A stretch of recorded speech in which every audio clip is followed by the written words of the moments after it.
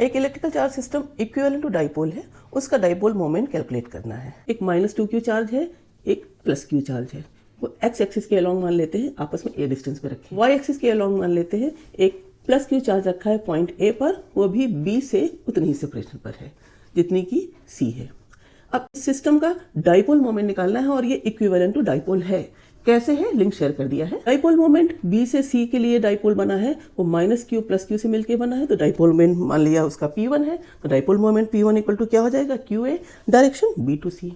इसी तरीके से B to A के लिए डाइपोल मोमेंट P2 लिख लिया, magnitude QA direction B to A। Magnitude क्या होता है, कोई एक चार्ज और बीच का सेपरेशन। यहाँ पर QA दोनों आपस में परपेंडिकुलर हैं।